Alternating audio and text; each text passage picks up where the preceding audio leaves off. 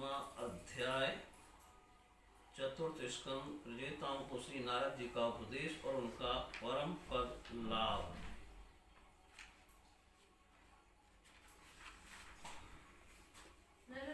श्री मैत्रेय जी कहते हैं, विदुर जी, 10 लाख वर्ष बीत जाने पर जब प्रजेताओं को विवेक हुआ, तब उन्हें भगवान के वाक्यों की याद आई और वे अपनी भार्या मार्सा को पुत्र के पास छोड़कर तुरंत घर से निकल पड़े। वे पश्चिम दिशा में समुद्र के तट पर, जहाँ जाली मुनि ने सिद्धि प्राप्त की थी, जा पहुंचे और जिससे समस्त भूतों से एक ही आत्म तत्व विराजमान है ऐसा ज्ञान होता है, उस आत्म विचार रूप ब्रह्म सत्र का संकल्प करके बैठ गए।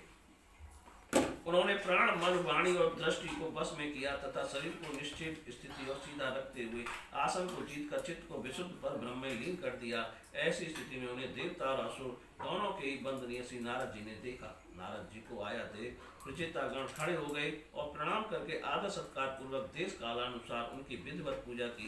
तब नारद जी सुख पूर्वक बैठ गए। तब वे कहने लगे, प्रचेताओं ने कहा, देवर से आपका स्वागत है। आज बड़े भाग्य से हमें आपका दर्शन हुआ है। ब्राह्मण सूर्य के समान आपका घूमना फिरना भी ज्ञानालोक से समस्त जीवों को अभय दान कर देने के लिए ही होता है।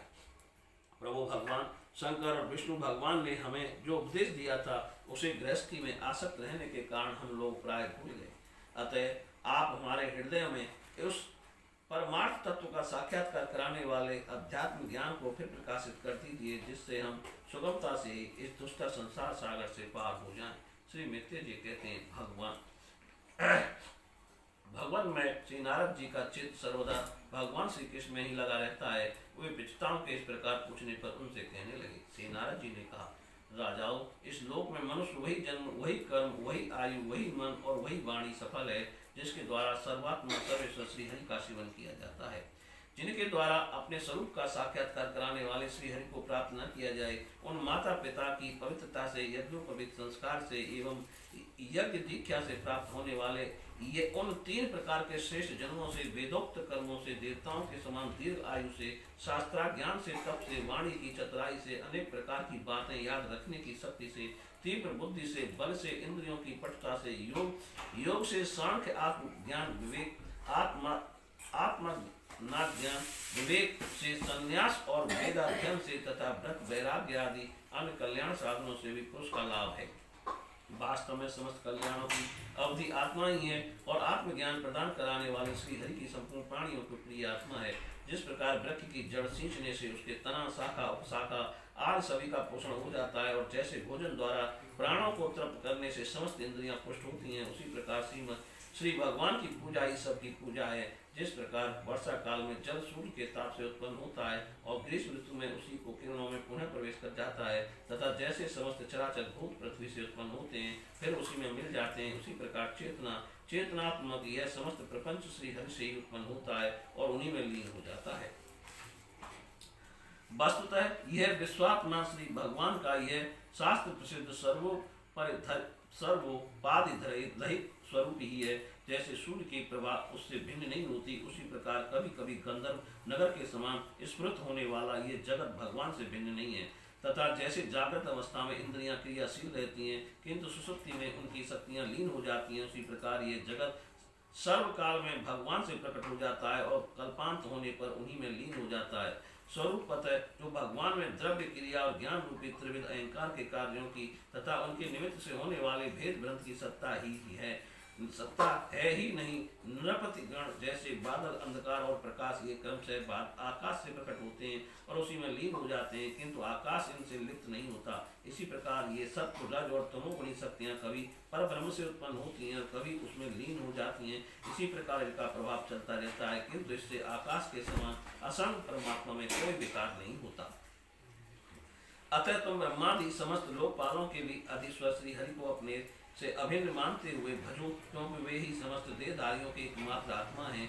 वे ही जगत के निमित्त कारण, काल, उपादान कारण, प्रधान और नियंता पुरुषोत्तम हैं तथा अपनी काल शक्ति से ही वे इस गुणों के प्रभाव रूप प्रपंच का संहार कर देते हैं।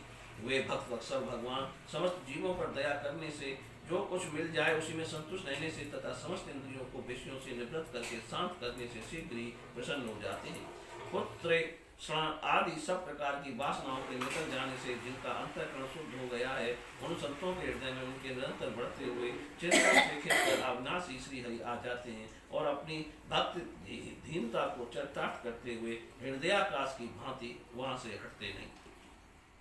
भगवान को ही सर्वस्व मानने वाले निर्धन पुरुषों पर भी प्रेम करते हैं, क्योंकि वे परम रसज्ञ हैं और अकिंचनों की अनन्याश्रय हेतु की भक्ति में कितना माधुर्य होता है उसे प्रभु अच्छी तरह जानते हैं। जो लोग अपने शास्त्र ज्ञान धन कुल और कर्मों के मत से उन्मत्त होकर ऐसे निष्कंचन साधुजनों का तिरस्कार करते हैं, उन बुद्ध जीवियों की पूजा तो प्रभु स्वीकार ही नहीं करते। भगवान स्वरूपानंद ही परिपूर्ण है। उन्हें निरंतर अपनी सेवा में रहने वाली लक्ष्मी जी तथा उनकी इच्छा करने वाले नरपति और देवताओं को भी कोई परवाह नहीं है। इतने पर भी वे अपने भक्तों के तो अधीन ही रहते हैं। अहो, ऐसे करुणा सागर श्री हरि को कोई भी कृतज्ञ पुरुष थोड़ी देर के लिए भी कैसे छोड़ सकता है। श्री मैत्रेय जी कहते हैं, विदुर जी, भगवान नारद ने प्रचिताओं को इस उपदेश के साथ साथ और भी बहुत भी भगवत संबंधी बातें सुनाई। इसके पश्चात वे ब्रह्मलोक को चले गए। प्रचितागण भी उनके मुख से संपूर्ण जगत के पाप रूपी मल को दूर करने वाले भगवत चरित्र सुनकर भगवान के चरण कमलों का ही चिंतन करने लगे और अंत में भगवत धाम को प्राप्त हुए। इस प्रकार आपने जो मुझसे श्री नारद जी और प्रचिताओं के भगवत कथा संबंधी संवाद के विषय में पूछा था, वह मैंने आपको सुना दिया। श्री सुखदेव जी कहते हैं, राजन, यहाँ तक स्वामी मनु के पुत्र उत्तानपाद के वंश का वर्णन हुआ। अब प्रिय व्रत के वंश का विवरण भी सुनो। राजा प्रिय व्रत ने श्री नारद जी से आत्मज्ञान का उपदेश पाकर भी राजभोग किया था तथा अंत में इस संपूर्ण पृथ्वी को अपने पुत्रों में बांटकर वे भगवान के परम धाम को प्राप्त हुए थे। राजन, इधर श्री मैत्रेय जी मुख से ये भगवत गुणानुवाद युक्त पवित्र कथा सुनकर विदुर जी प्रेम मग्न हो गए। भक्ति भाव का उद्रेक होने से उनके नेत्रों से पवित्र आंसुओं की धारा बहने लगी तथा उन्होंने हृदय में भगवत चरणों का स्मरण करते हुए अपना मस्तक मुनिवर मैत्रेय जी के चरणों पर रख दिया। विदुर जी कहने लगे, महायोगिन, आप बड़े ही करुणामय हैं। आज आपने मुझे अज्ञान अंधकार के उस पार पहुंचा दिया है जहाँ अकिंचनों के सर्वस्व श्री हरि विराजते हैं। श्री सुखदेव जी कहते हैं, मैत्रेय जी को उपयुक्त कृतज्ञता सूचक वचन कहकर तथा प्रणाम कर विदुर जी ने उनसे आज्ञा ली और फिर शांत चित्त होकर अपने बंधुजनों से मिलने के लिए वे हस्तिनापुर चले गए। राजन, जो पुरुष भगवान के शरणागत परम भागवत राजाओं का यह पवित्र चरित्र सुनेगा, उसे दीर्घ आयु, धन, सुयश, खेम, सदगति, ऐश्वर्य की प्राप्ति होगी। बोलिए श्री कृष्ण भगवान की जय।